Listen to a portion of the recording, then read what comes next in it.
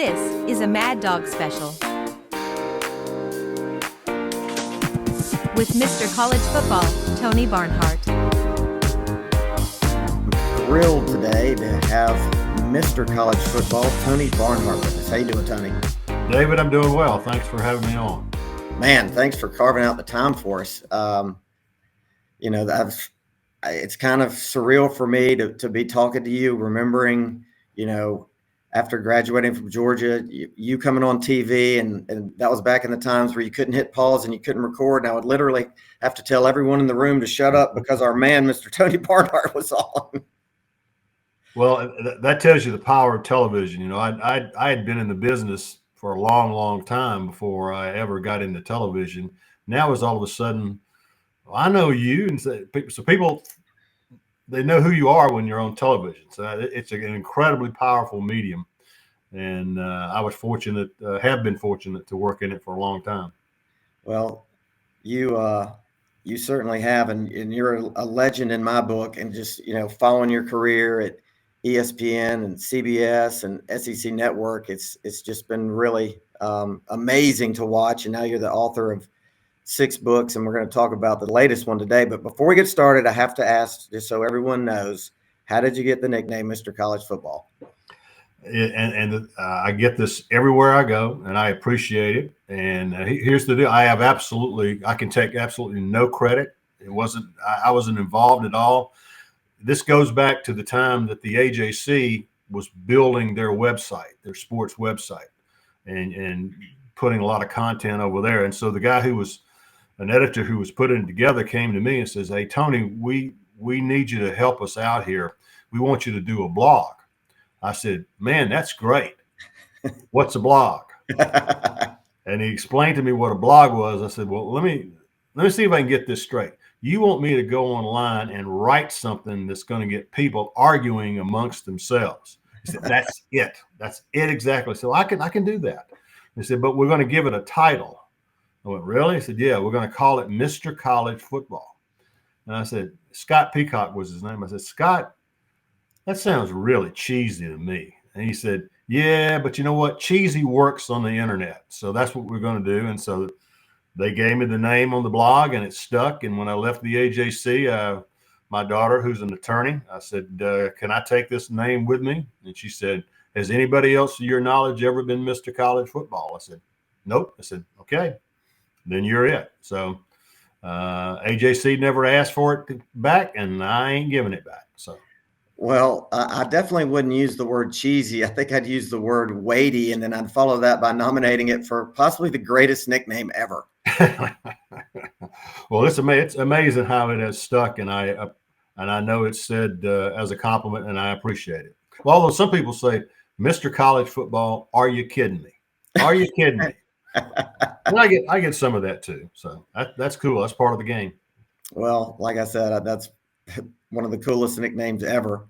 And you've done so much in sports and in college football. And one of the things you've done, as you are the author of 6 books, and I'd love to ask you about your latest book, The 19 of Green.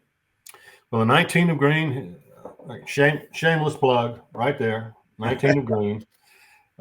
First question I get is, tell me about the title. The title comes from the fact that in the fall of 1970, the courts ruled in Greene County, Georgia, not far from Athens, halfway between Atlanta and Augusta on I-75. Greene County, Georgia had 2 high schools: a white high school, Greene County High School, and a black high school, Floyd T. Corey High.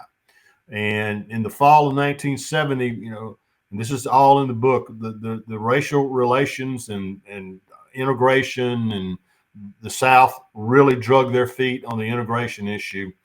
And so the courts ruled in 1970, fall of 1970 academic year, those 2 schools in Greene County would merge to form one school. And that would be it. And so that happened. And those of us who are on the football team at both schools, we're excited because, man, we're going to merge these 2 schools. We're going to have 60 guys on the team. It's going to be great. Well, we had spring practice in the spring of 1970, getting it ready for the fall. And when spring practice was over, we had 19 guys. So it's the 19 guys, 19 players from Greene County. So it's the 19 of Greene, and that's where the story starts. Well, and you were able to forge these lifelong relationships that wouldn't have happened had that integration, been forced. I mean, how fortunate does that make you feel to have friends like, Charles Turner? All right. Well, and that's what I tell people. The book is really not about football. Football was a conduit to building all these incredible relationships. And as a matter of fact, on December 9, we had a team celebration and book signing at Greene County High School, where it all started. And on a Saturday morning at 11 o'clock, 75, 80 people turned out.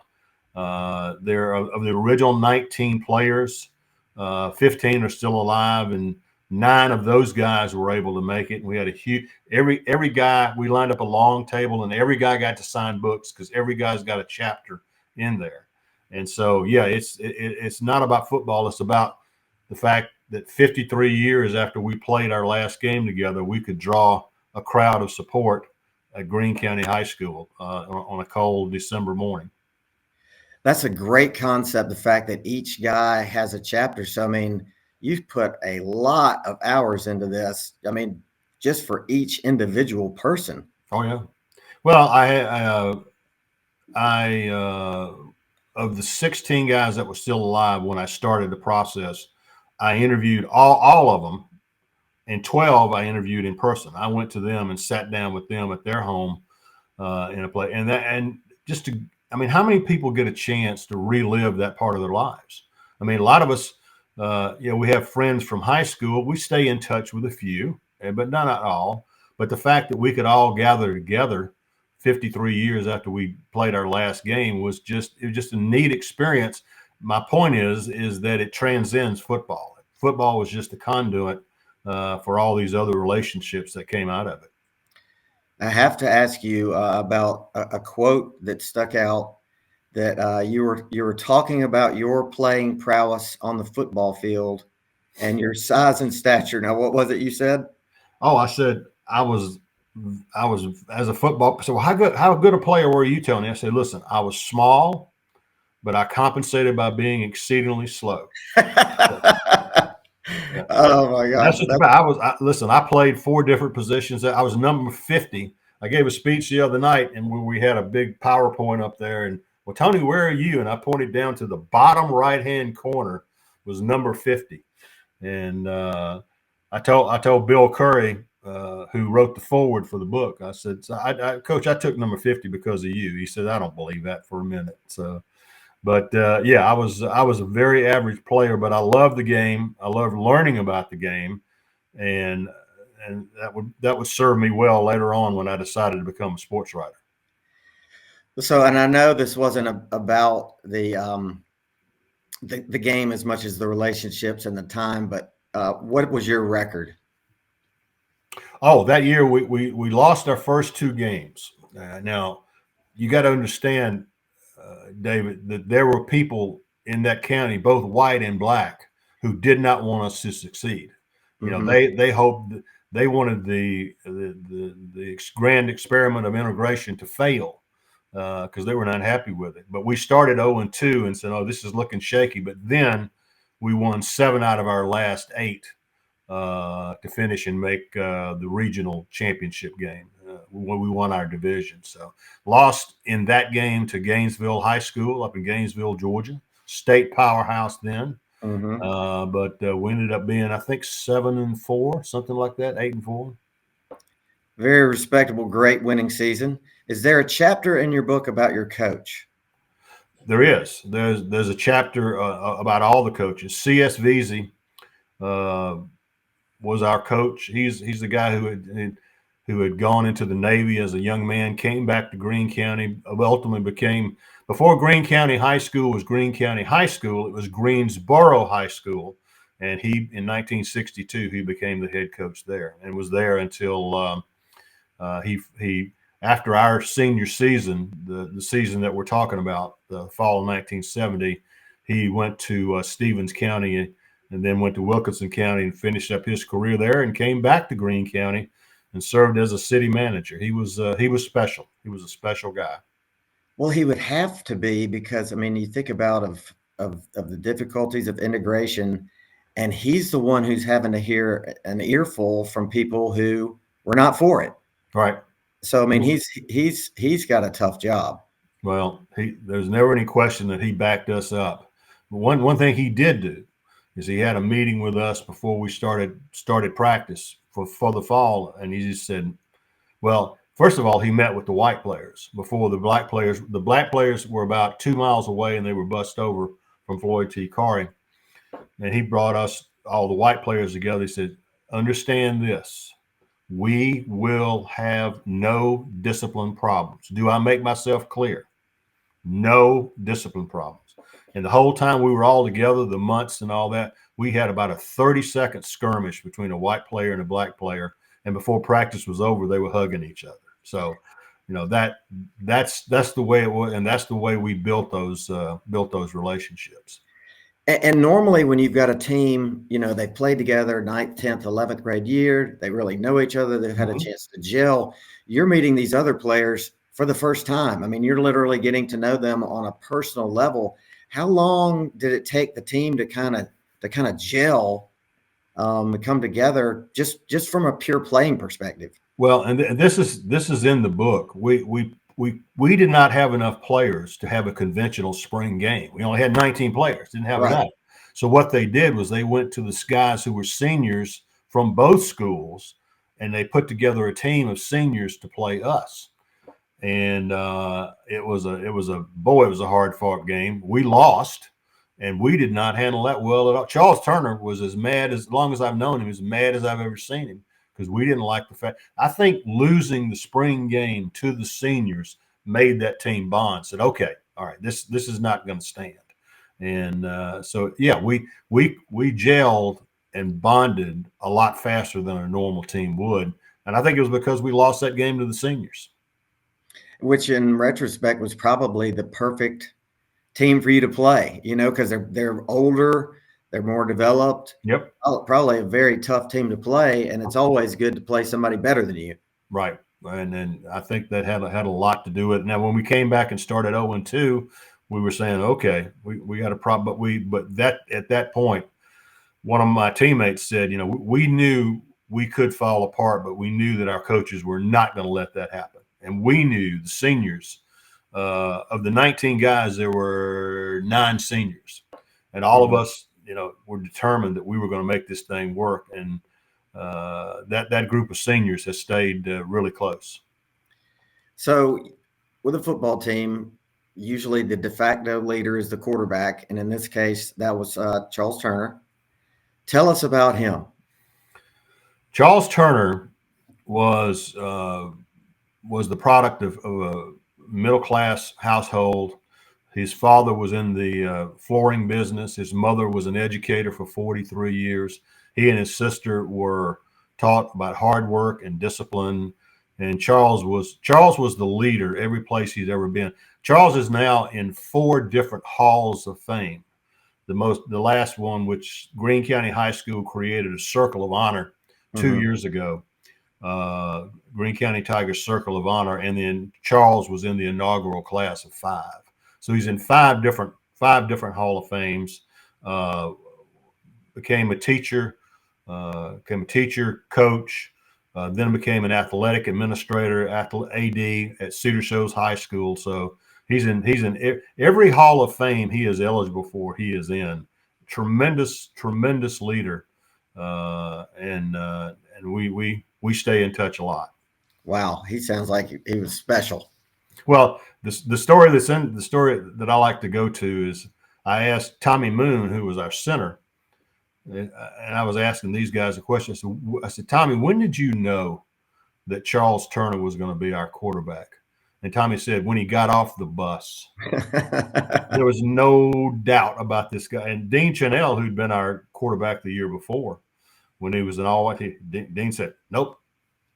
He said, I'm playing fullback because that's our quarterback right there. Charles was an incredible leader in the football sense, but also with the students who came over from Floyd T. Carey, who was sort of feeling their way along and how they were going to get along and all that. Charles, they looked to Charles to show leadership for the entire school, and he did that. And a lot of times the quarterbacks, the alpha male types, they just have that demeanor. They have, you can just tell that they're a leader. And like you said, your center knew that just from the second he walked off the bus. Right. And so he could flat play, great athlete. And it would have been real easy for the other players on that team, the white players on that team. Let's just be honest. It would have been real easy to dislike Charles, but you couldn't dislike Charles because he was a leader and he meant what he was talking about. And he wasn't a selfish football player at all. And so, Charles had a great deal to do with our success in 1970. Is there any other particular player that you'd like to talk about? Well, we had some really good skilled players on that team. Al Kaysen, who was from the Greene County High School, white player, is as good an athlete as I've ever seen. He played football. He was a star on the basketball team. He ran track. And when we were really good going down the stretch, we were feeding Al Kaysen time after time. We had a bunch of really good backs: Al Kaysen, Tony Whitaker, Ben Allen Gresham. Freddie Walker was a track star and we could beat defenses deep with him, and just a lot of really, really good players. So I've got a random lighthearted question. What did your face mask look like? Well, that's a great. It wasn't a double face. It was your basic face mask, but it were two things, and they had a little thing in the middle. But it wasn't one of those big cagey looking. It was more conventional head wear. So it wasn't like a Joe Theismann single bar. It was a single bar with one in the middle. Yeah, single. It was two bars coming out, top and a bottom, and something to hold it in place there. So gotcha. What about your kicker? Was he special in any way? I'm sure he was a straight ahead kicker. Eric Ashley was a starting left tackle who was also the kicker.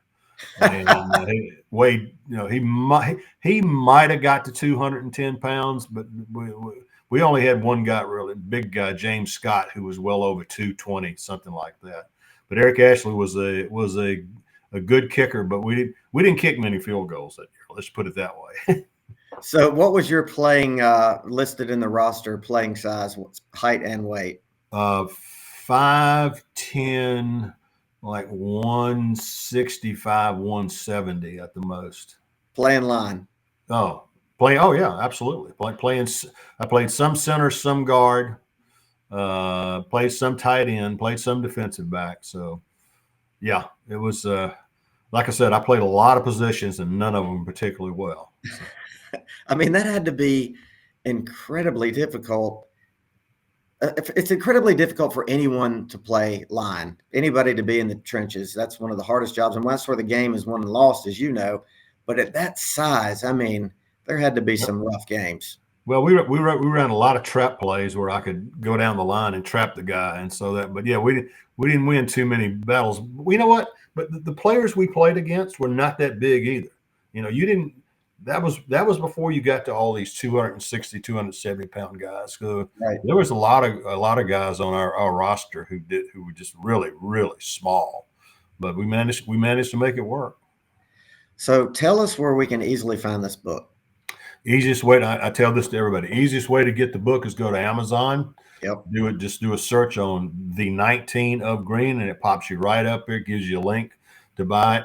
And we hope to have some more book signings down the road. But for now, that is the quickest way to get the book. Well, speaking of that, what do we got to do to get you down here in Macon? I used to come to Macon pretty often back in the day when Bobby Pope was running the Macon Touchdown Club. Good dear friend of mine. I miss him. But I'd certainly welcome. I've got a lot of good friends in Macon. Coach Joe McDaniel. I don't know if you remember Coach McDaniel, but he was one of my coaches who lives in Macon, and he came out to a number of our events. So I'm big on Macon. Well, I go back every year. I was inducted into the Georgia Sports Hall of Fame 2 years ago, And so Congratulations. I go back every year they have the dinner in the auditorium downtown, neat place. But I go back for the Hall of Fame dinner every February, and that's coming up in a few weeks. Well, hey, what do I got to do to be able to attend? I think my brother is in the Georgia Hall of Fame actually for playing at Georgia Southern.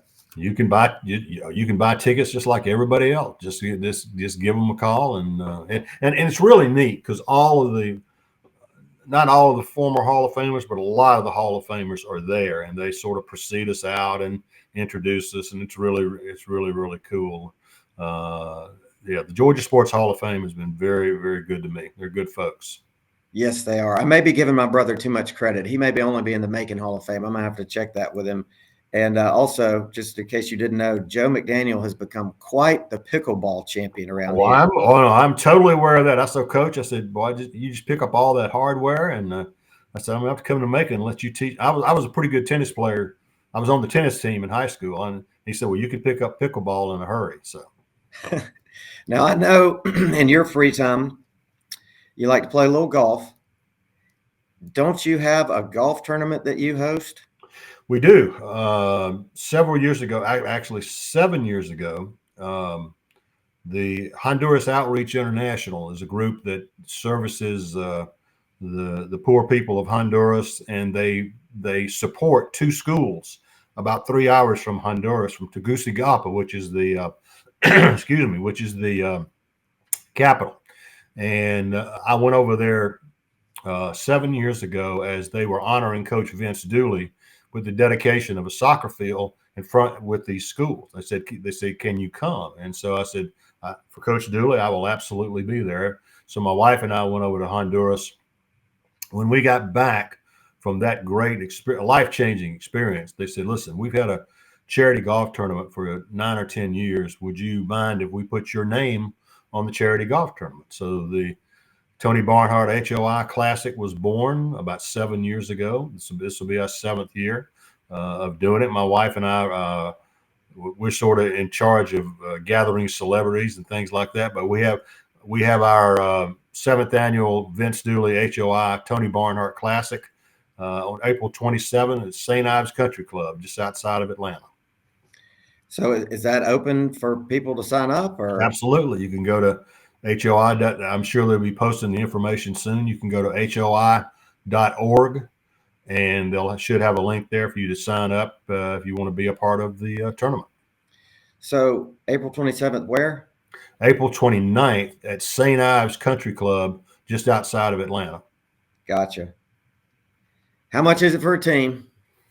I think it's $1,600, but I could be wrong about that. You might want to check on that because I haven't seen the paperwork yet. Gotcha. It'll be in that ballpark, I would think. Well, anybody who knows me knows that I am a horrific golfer, but I do like to get out there and hack it up, and I'm great at putting together a good team. There you go. That's the key. That's the key. Well, we get a great celebrity turnout, particularly the Georgia Lettermen have been very, very supportive. Kevin Butler, Aaron Murray, Matt Stinchcomb, David Green, Frank Ross, all those guys come every year. Last year, because we had just lost Coach Dooley, they were there, and we honored Barbara Dooley with a lot of gifts and things of that nature. And we hope to have Barbara back. But the Georgia Lettermen have done a great job of supporting the HOI Golf Classic. Well, that sounds like a great event, obviously, for a great cause. Now, I'd love to ask you about what has been in the news so much. And for me as a Georgia fan, it has been like Christmas 2.0, and that is the retirement of Nick Saban. Do you have any thoughts on that? It was an interesting way that the week developed because when the week started, I talked to a member of his staff, and he thought that because they didn't win the national championship, he had a young team and would he would come back for one more shot at it. But then as the week came on, I started hearing some other things. And so I'd have to say I was somewhat surprised, but not shocked that he retired. I had a coach tell me one time, he said, the key to this whole thing is make sure you leave a year too early than a year too late. Make sure that you go out on your terms and not because somebody asked you to leave. And I personally, I haven't talked to Coach Saban personally since he retired, but I am thoroughly convinced that he saw what happened to Bill Belichick, and he said Bill Belichick's the greatest coach of all. If it can happen to him, it can happen to me. So I think at the end of the day, and with it, again, nobody's told me this, but you have to believe the game that he knows it as he knows it and as we know it. But all these changes made him lean towards maybe this is the time to get out. Well, he definitely, I don't care that, he didn't go out on top. Obviously, he's the GOAT until he's not. And it's going to take a long time for anybody to even think about sniffing that rare air. Of course, I hope that one day Kirby's the guy. I was really concerned about the ripple effect. DeBoer takes Saban's job once they named him, and then all of a sudden you got a hole to fill at Washington. Mm-hmm. My biggest fear was somebody getting poached off of Georgia's staff, which fortunately hasn't happened. And also the interesting ripple effect is, their portal opens for 30 days and they're the only ones with a portal open, and it's open and it's open season on that portal. And so the one that we're all watching, it's Caleb Downs. If you had to pick a landing spot, and if you can't answer this question, just obviously tell me. I mean, it's kind of a 2-horse race between Ohio State and Georgia. Any thoughts?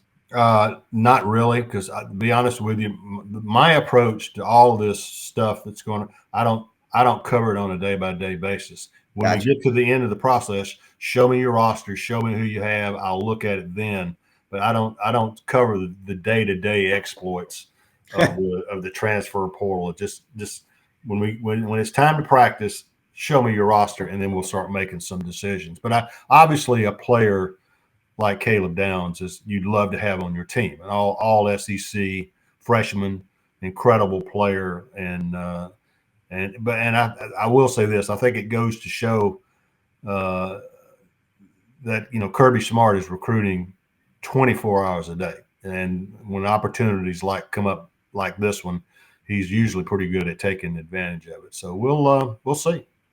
Yeah, and I mean, everybody says that Kirby's always playing chess when everybody else is playing checkers, and I think a great example of that was the first thing he did when Saban announced his retirement was, okay, yeah, players are great, but coaches are better, and he went and got Travaris Robinson. That's a great pickup. Right. I met T-Rob when he was coaching for Muschamp at South Carolina. Was very impressed with him, and so yeah, I mean he one player. Hey, that's great. That's great, but a coach can pay dividends over many years if things work out. So that's a very good pickup for Kirby. I agree. And you wrote a great article about the championship and how the SEC has been so dominant, and that a lot of fans outside the SEC were happy to take a breather from us and see a couple of other teams in there. And then you also made a prediction, an over-under on SEC and Big Ten teams that would make the 12-team playoff, which I think you put at 6.5. Right. Which could be too low, but it's a good number. I have a question for you that nobody has been able to answer, and it may be because we don't know yet.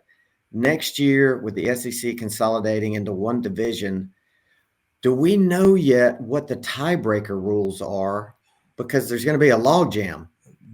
Trust me when I tell you that was one of the first things addressed. The tiebreaker rules is a list about this long. Okay, they spent incredible number of days working on that was really the first thing that got done. And so now, do we know what they are? No, they're not. They hadn't told us yet. But But the transfer rule, I mean the tiebreaker rules are done, and they go very, very deep. So, do you have any idea on when we expect that to be released? My hope is that we will have it released by the time we get to Destin for the spring meetings. Okay, that's Memorial Day weekend. we start that following Tuesday. So I'm hoping that's when that's going to happen. Yeah. The other thing that's got to happen, quite honestly, and may have to happen by then, is for the 2025 season, 8 games or 9. That decision's got to be. That decision has not been made yet, and they got to decide which way to go there, because it's a different world if you got a 9-game conference schedule. Oh gosh, absolutely it is. It's crazy just what a difference that extra game would make. Right. What do you think? How are things going to change now with, the Pac-12 disintegrating and them having a seat at the table for a conference championship winner that practically virtually does not exist today? Well, the Pac-12 won't. I mean, the Pac-12 now is a member of the Big Ten. They'll play for the Big Ten championship. The 2 teams, Oregon State and Washington State, left over. They've got a contractual relationship with the Mountain West, and that's how they'll put their schedule together. But they're not eligible to win a Pac-12 championship, or as I like to call it, the Pac-2. They don't. They don't. That championship will not be available for them. So that means there is still 4. There were 4 Power 5 conferences instead of 5. Right. And so in the past, it was a 5+7 model. So now does that become 4+8? I think it'll be 4+1 plus 7. You will have to have one of those group of 5 conferences will have to have a spot in the playoffs. It may be as the 12th seed, but one of them has to be in the playoffs. And that'll be, where the committee really comes back into play, is for those 8 teams. Well, this for example, this year the 12th spot would have gone to Liberty. I mean, Liberty was an undefeated champion of Conference USA. They were certainly not ranked number 12 in anything, but they would have been the highest ranked group of 5 conference. And so you have to have a spot for the group of 5. Okay. And that's that. And they would have gotten in, but they would have been the 12th seed playing the 5 seed. Gotcha. Well, it's going to be fun to watch. And that was one reason where I thought, Saban retiring didn't even enter my mind, because I just thought that he was really going to look forward to, being in that new format. Which obviously he didn't. All right. So a little bit of a lightning rod, and that is the Jim Harbaugh Michigan situation.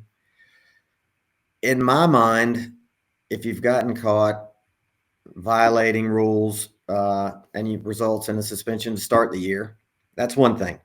That's recruiting during COVID.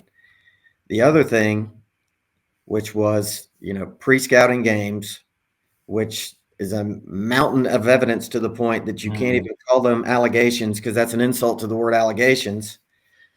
For me, I feel like I know those players. I don't know this, but I would bet that those players had no idea that was going on. Mm-hmm.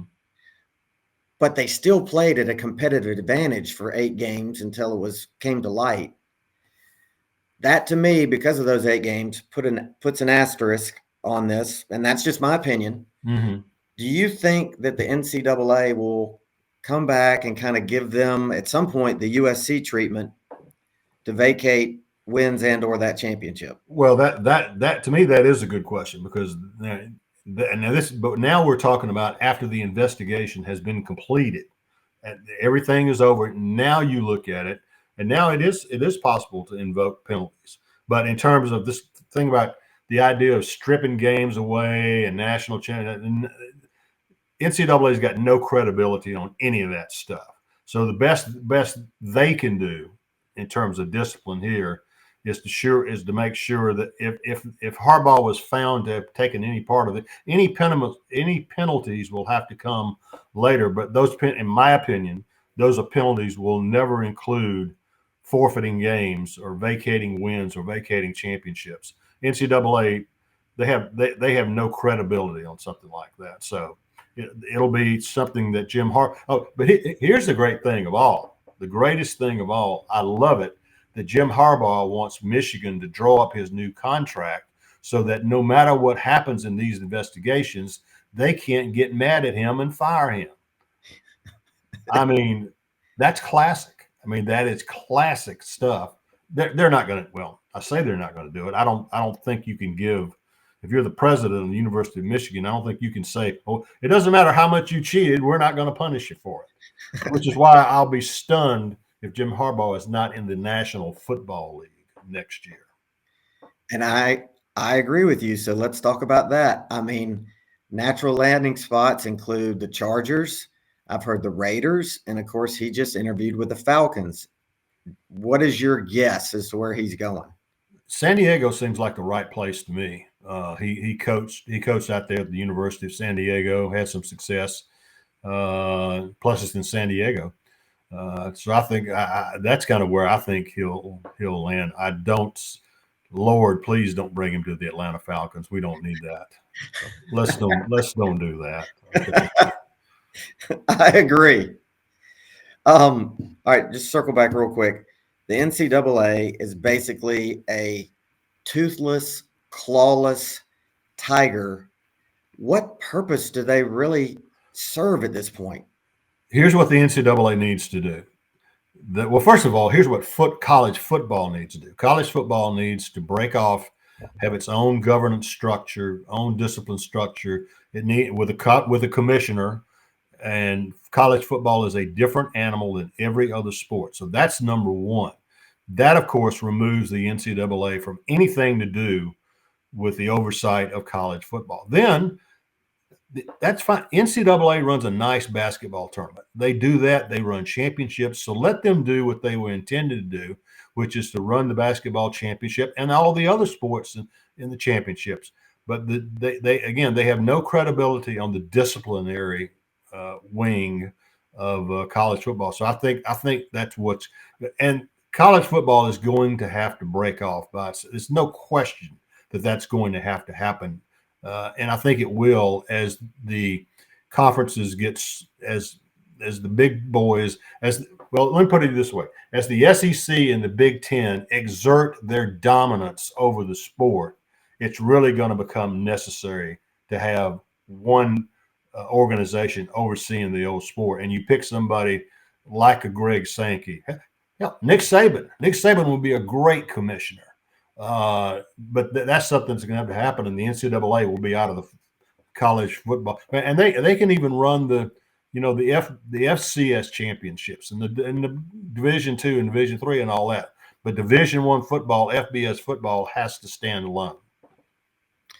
So, do you envision the old mega conference with Big Ten, SEC, maybe Big 12 and ACC to some sort of, I don't know what the number there would be, like about a 64-team conference? I see two major conferences, and that's it. And how big they'll be is anybody's guess, because quite honestly, when we get to that direction, given the kind of money that's going to be involved, not to participate, I think there are going to be some schools that say, you know what, we don't need to be in the football business. We can't afford to be in the football business with Alabama. We can't afford to be in the football business with Georgia and Michigan and Ohio State. They're playing the game at a completely different level. So I think we end up with two conferences, two divisions, and they will be split up into pods. And that's how we will decide the championship. My mind is literally racing with questions to ask you. And this one just popped into my mind. Okay, we're currently with 12 teams for the playoff this year, with teams 5 through 8 hosting round one. Mm-hmm. To me, you're punishing teams 1 through 4 by not giving them a home game. If you just say strictly from the economic impact that teams 5 through 8 get at the end of the year, they get a shot in the arm of a huge magnitude financially just to host that game, right? All right. So to me, 12 is a weird number. If you expand it to 16, you're really only you're not even adding an extra week of games. You're adding another set of games for 4 teams. Right. Why in the world would they go with 12? And do you see that possibly changing? I see it possibly changing, but I think they want to get through 12 and see how it works. Because, yeah, you're right. Because what you would end up doing is that everybody would play on the first weekend, okay, instead of having the 4 teams with a bye. But they wanted that incentive out there for something to play for and obviously what you would be playing for as a number one seed, you would get to host games, and so the more you get 2 rounds at home. So yeah, that is gonna come up, but I think the culture shock of 16 teams was something they were not ready for. So we'll see how it goes, but it is fair that you get the attitude was, well, yeah, you don't get a home game, but you don't have to play, and that's a big deal if you get a week off this time of year, and that would be because you don't play the first round of the playoffs until 13 days after championship Saturday. The 4 teams that get a bye would basically get 20 days off between games. Yeah, that's a huge advantage when you talk about coaches and their ability to scheme and scout, because and get healed up. Yeah, right. Absolutely. And so at what point, as we go forward, do the bowl games kick in? So the first round, they're not even calling those bowl games. They're just playoff games. Right. Second round, do they start filtering in, Well, no, the way it's going to work, take the first, there'll be 6, the same New Year's 6 bowls that are involved now will be involved then. And so then what you do is obviously in the first round, 5, 6, 7, and 8 are in a situation where they get to play at home. All right. And then after that, you still got 4 games left. Those 4 games will be assigned to 4 different bowls, and then the 4 winners will be assigned to the semifinals in 2 different bowls. Those, if you go to the website, all of this is already set up. We already know who the quarterfinal bowls are going to be and when they're going to be played. All that stuff has already been determined. So the answer to your question is that 6 bowls will be involved with the playoff. All right. 4 for the